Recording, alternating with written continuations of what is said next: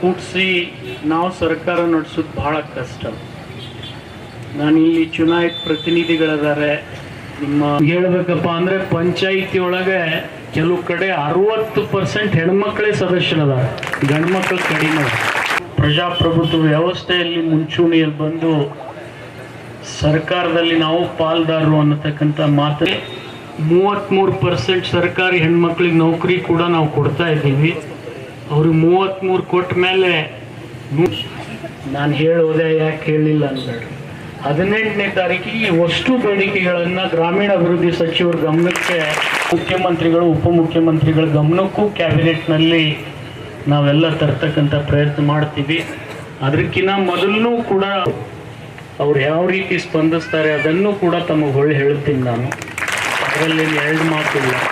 ಮತ್ತು ನೀವು ಅಲ್ಲಿ ತನಕ ನಾವಿಲ್ಲೇ ಎಲ್ಲ ಕೂಡ ಸಾಮರಸ್ಯದಿಂದ ಇವು ನಿರಂತರ ಪ್ರಕ್ರಿಯೆಗಳು. ಸಮಾಜ ಬದಲಾವಣೆ ಆದಾಗ ನಾವು ಬದಲಾವಣೆಯನ್ನು ಬಯಸ್ತೀವಿ. ನಾವು ಚಲನೆಯನ್ನು ಉದ್ದೇಶಿಸಿ ಅಥವಾ ಮುಸ್ಕರನ್ನು ಉದ್ದೇಶಿಸಿ ಮಾತಾಡಿ ಸರ್ಕಾರ ತತ್ಕ್ಷಣವೇ ಸರ್ಕಾರದ ಕೆಲಸವನ್ನು ಸಾಹೇಬ್ರ ಕಡೆಯಿಂದ ಆಗಬೇಕು. ಇಲ್ಲಿ ಇನ್ನೊಂದು ಖೇದಕರ ವಿಷಯ ಏನಂದ್ರೆ, ಮಾನ್ಯ ಇಲಾಖಾ ಸಚಿವರು ತಾವು ಬೆಂಗಳೂರಿನಲ್ಲಿ 2 ದಿನ ಸ್ಟ್ರೈಕ್ ಗೊತ್ತಿರ್ಲಿ, ಅವ್ರಿಗೆ ಏನಾಗೋದಿಲ್ಲ. ಇಲ್ಲಿ ಏನಾದ್ರು ತಾವು ಎಲ್ಲ ಬಂದ್ ಮಾಡ್ಕೊಂಡು ಸ್ಟ್ರೈಕ್ ಚಾಲು ಮಾಡಿದ್ರಿ ಅಂದ್ರೆ ಅಲ್ಲಿ ತಮಗೆ ಸಿಗಲಿ ಅಂತೇಳಿ ಆ ತಾಯಿಯಲ್ಲಿ ಆಶಿಸಿ ನಮ್ಮೆಲ್ಲರಿಗೆ ವಂದಿಸಿ ನಾನು 2 ಮಾತು ಮುಗಿಸ್ತೀನಿ. ಜೈ ಹಿಂದ್, ಜೈ ಕರ್ನಾಟಕ. ಶ್ರೀ ರಾಜುಗೌಡ ಪಾಟೀಲ್ ಸಾಹೇಬರಿಗೆ ನಮ್ಮ ಗ್ರಾಮೀಣಾಭಿವೃದ್ಧಿ ಮತ್ತು ಪಂಚಾಯತ್ ರಾಜ್ ಜಿಲ್ಲೆಯ ಕುಟುಂಬದ ಪರವಾಗಿ ಬೇಡಿಕೆಗಳ ಮನವಿಯ ಪಟ್ಟಿಯನ್ನು ಮಾನ್ಯ ಶಾಸಕರು ನಿವೇದನೆ ಮಾಡ್ಕೊಳ್ಳೋದಿಷ್ಟೇ. ಸಮಸ್ಯೆಗಳು ಭಾಳ ಇರ್ತವೆ, ಅದ್ರ ಜೊತೆ ಸಾಮರಸ್ಯನೂ ಬೇಕು. ಸಾಮರಸ್ಯದಿಂದ ಈ ಸಮಸ್ಯೆಗಳನ್ನು ಪರಿಹಾರ ಕಂಡುಕೊಳ್ಬೇಕು. ಇವತ್ತು ನಿಮ್ಮಲ್ಲಿ ಸಾಕಷ್ಟು ಬೇಡಿಕೆಗಳಿದ್ದಾವೆ. ನಾನು ನೋಡಿದೆ, ಒಬ್ಬೊಬ್ರದ್ದು ಒಂದೊಂದು ಥರ ಬೇಡಿಕೆ ಅದಾವೆ. PD ಒಂದೊಂದು ಬೇಡಿಕೆ ಇದೆ, ಕ್ಲಾರ್ಕುಂದೊಂದು ಬೇಡಿಕೆ ಇದೆ, ಬಿಲ್ ಕಲೆಕ್ಟರ್ದು ಒಂದು ಬೇಡಿಕೆ ಇದೆ, ಪೌರ ಕಾರ್ಮಿಕರದ್ದು ಇನ್ನೊಂದು ಥರ ಬೇಡಿಕೆ ಇದೆ, ಸೆಕ್ರೆಟ್ರಿಗಳದ್ದು ಇನ್ನೊಂದು ಥರ ಬೇಡಿಕೆ ಇದೆ. ಸದಸ್ಯರಂತರೂ ಅವ್ರಿಗೆ ಈಗ 10,000 ರೂಪಾಯಿ ಕೊಡಬೇಕು, ಅದು ಖರೇನೆ. ಆದರೂ ಎಲ್ಲ ಅನಿವಾರ್ಯ. ಅವ್ರು ಇನ್ನೊಂದು ಸ್ವಲ್ಪ ಬಿಟ್ಟರೆ ನೀವು MLAಗಳು ಯಾಕೆ ಪಗಾರ ತಗೋತೀರ ನಮ್ಗೆ ಕೇಳ್ತಾರೆ. ಅದರಾಗೇನು ತಪ್ಪಿಲ್ಲ.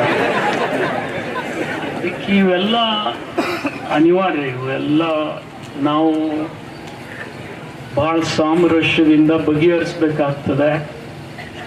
ನಾನು ತಮ್ಮಲ್ಲಿ ಅರಿಕೆ ಮಾಡ್ಕೊಳ್ಳೋದಿಷ್ಟೇ, ಸರ್ಕಾರ ಈ ಬಾರಿ ದೇಶದಲ್ಲಿ ಒಂದು ಪಂಚ್ ಗ್ಯಾರಂಟಿ ಸ್ಕೀಮ್ ತಂದಿರೋದ್ರಿಂದ ಬಹುತೇಕ ಜಾಸ್ತಿ ಹಣ ಆ ಕಡೆ ಹೋಗಿದೆ. ನಾನು ಇಲ್ಲ ಅಂತ ಹೇಳೋದಿಲ್ಲ. 1 ವರ್ಷ 2 ವರ್ಷ ಇದು ಬ್ಯಾಲೆನ್ಸ್ ಮಾಡೋದ್ರಲ್ಲಿ ಸಮಸ್ಯೆ ಆಗ್ತದೆ.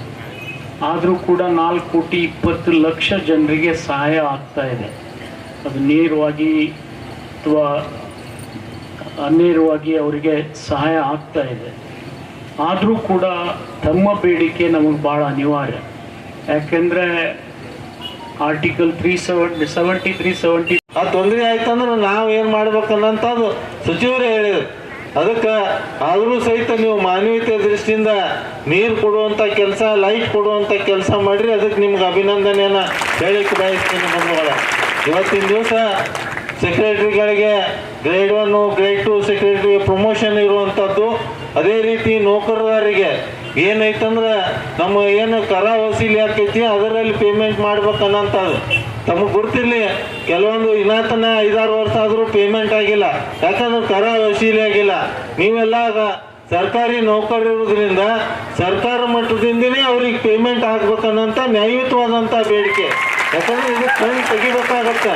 ಯಾಕಂದ್ರೆ ತಮಗೆಲ್ಲ ನಾವು ಬಂದು ನಿಮ್ಗೆ ನೈತಿಕ ಬೆಂಬಲವನ್ನು ಕೊಟ್ಟು ನಿಮ್ಮ ಜೊತೆ ಇರ್ತೀವಿ ಅನ್ನೋಂಥ ಮಾತನ್ನ ಭಾಳ ಪ್ರಾಮಾಣಿಕವಾಗಿ ಇಲ್ಲಿ ಹೇಳಿಕ್ಕೆ ಬಯಸ್ತೀನಿ ಬಂಧುಗಳೇ. ಇಡೀ ನಮ್ಮ JDS ಟೀಮ್ ನಿಮ್ಮ ಜೊತೆ ಇರ್ತೈತಿ.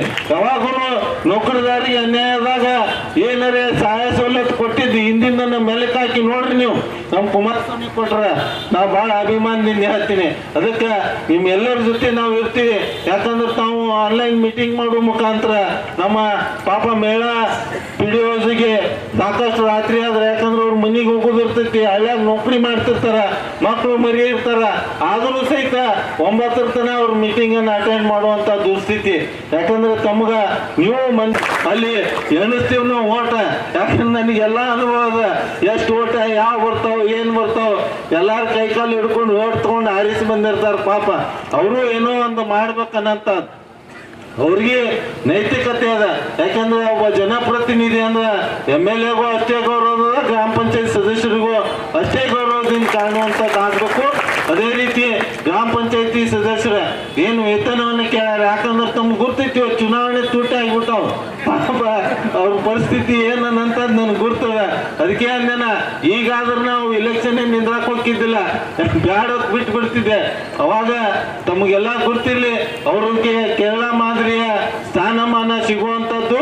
ಆಮ್ಯಾಗ KDP ಏನು ತಾವು ಗ್ರಾಮ ಮಟ್ಟದಲ್ಲಿ ಏನು ಆಯೋಜನೆ ಮಾಡಿದ್ರ, ಎಲ್ಲ ಅಧಿಕಾರಿಗಳು ಬಂದ್ರ, ಅದಕ್ಕೆ ಶಾಸಕರು ಬಂದ್ರ, ಆ KDPಗೆ ಒಂದು ಮಹತ್ವ ಬರ್ತದೆ. ಅಲ್ಲಿ ನಾವು ಸ್ಥಳದಲ್ಲಿನೇ ಸಮಸ್ಯೆಗಳ